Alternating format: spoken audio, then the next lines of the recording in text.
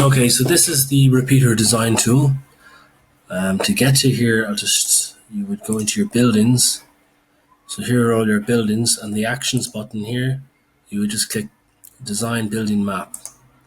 And here is one of my buildings that I'm going to design a repeater system for. So you can see with the roof, the first floor, the ground floor, and then there's the basement. In the settings, you can change the building any way you like. You can have 3 floors above ground and let's say 2 floors below ground. You can control the size of the building, the width, and the types of frequencies. Is it 5-band repeaters? Are they GDWs? So we save that. To zoom in and out, I use Control and mouse wheel to zoom in and out. I use right mouse click to pan.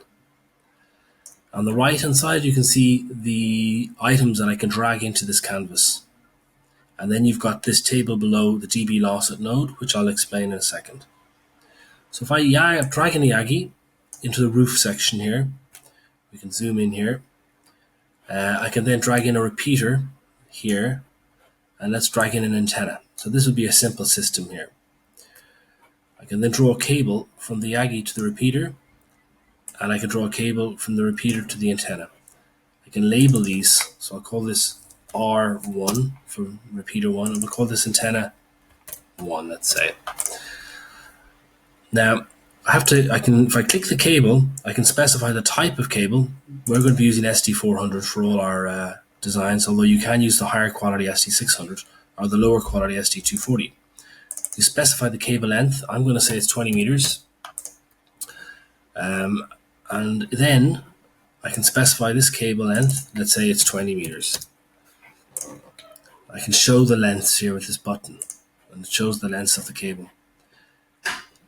Now, if I click the repeater, I can then look on the right hand side table here, and it shows me the dB loss at this node.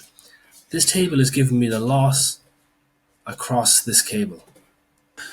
So if I click the repeater, we can see at 800 megahertz, we have 2.4 dB loss over this piece of cable. And at 2600 megahertz, we have 5 dB loss. So we can see that the higher the frequency, the greater the loss over any piece of length of cable. It's the same with this piece of cable here up to the antenna. You'll notice the dB loss values are the same because they're both 20 meter lengths of SD400 cable. Now, for this piece of cable here, let's say I was to increase the length to 120 meters. It's a very long length of cable now. I then click the antenna, and if we notice here on the right hand side in our dB table, we can see we have very high loss values, very high dB values, and they've all gone red, which means we're introducing too much loss to our system. And a little warning here says cable too long. So that's a handy way to find out if we made any errors with our design.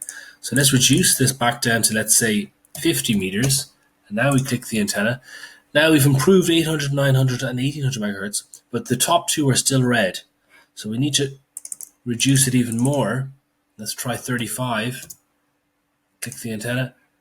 And we can see now that they're all black, which means we're good. So the limit there is 35 meters from the repeater to the antenna. So now let's introduce a line amp to our system. So the loss between the repeater and the line amp needs to be between 10 and 20 dBs. If it's less than 10, we're going to flag an error, and if we're greater than 20, we're going to flag an error. So let's draw a cable between the repeater and the line amp, and let's just start off with let's just put a big long length of cable, 150 meters, and then I click the line amp, and now we can see here on the right hand side that our top 3 bands have too much loss, and a little warning says we need to reduce the cable length.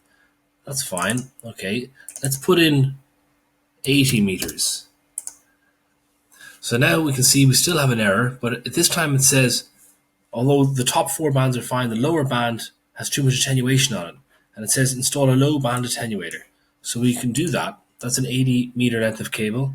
I'll delete that. I drag in this attenuator icon here, and I'm going to draw a cable from the attenuator to the line amp, and I'm going to say this cable is 0 meters in length, which means that this attenuator is stuck onto the port of the line amp.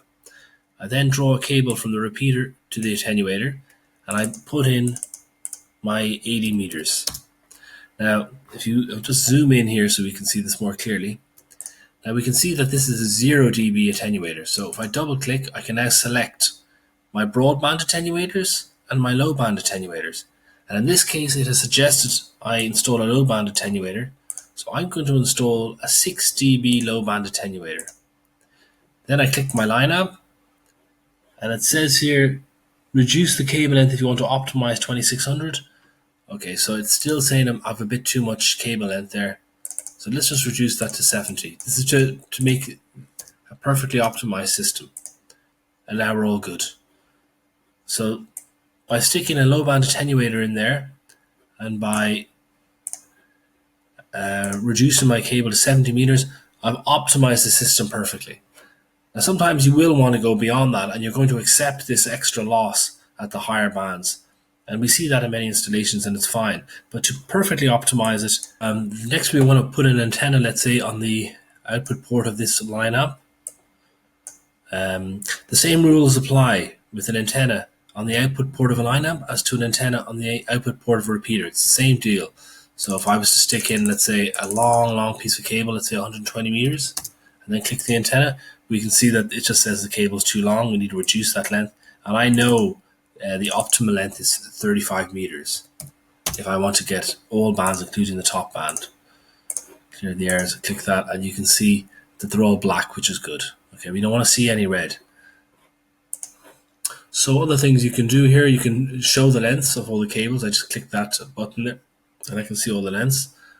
If I list the parts, this is all the parts associated with this design, all the length of cable, the pigtails, everything. You can save to a PDF. If I click that, we save to a PDF, and it will just, it takes a moment, and it should, there it is, downloaded there. So you can see your PDF. I open up that PDF now. You can see everything's encapsulated inside this PDF, your whole design. So we'll just go back to our tool. Okay. Settings means you can select the different floors, the size of the building, the frequencies. And then there's a how-to, explains how to control everything. Copy and paste, all that stuff. And finally, you can actually request help directly from Stellacontrol, and we will help you with your building. That can be quite useful. Okay, so the final thing we're going to talk about is the eye repeater inputs on the roof. So this design, this system, does not know what the outdoor signal strength is like. So we don't know how long this length of cable can be. In the literature, we specify 20 meters, no more than 20 meters. But in reality, how long exactly can it be? To know that information, we need to put in the eye repeater inputs on the roof. So that was described in the last video. If I go to settings and I click this enter eye repeater attenuation values, and I enter my values into these boxes. So I've already entered some typical values here. This would be in a city with very high signal strength. I save. So normally I specify 20 meters here, and we can see if I click the repeater, nothing goes red, which means that's good. Can I make it bigger? Let's try 30 meters.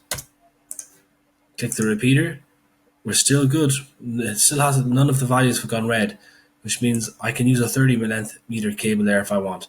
Let's see if I can use 40. And I click the repeater. I'm still good. Our dB loss values are obviously increasing, but they're not going into the red, which means I can now use a 40 meter length cable there. How about 50? Click the repeater. Okay, now we're starting to lose 2600 megahertz. So perhaps, if we're sticking 5-band repeaters in and we really want 2600 megahertz, we want to maybe keep this length of cable lower than 50. Let's try 45. And we can see we're all good. Just clear the errors there. So we can see we're all black here.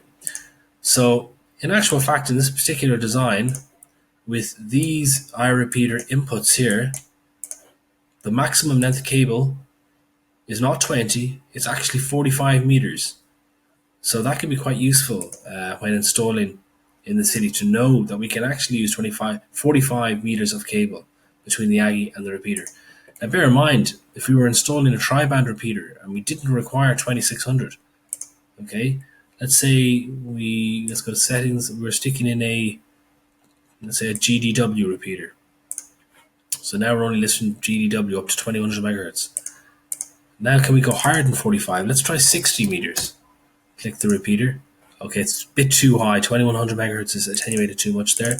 I'm going to bring it back to 50 meters. Okay, that's good. So you can see it's harder to bring the higher frequencies down into the building.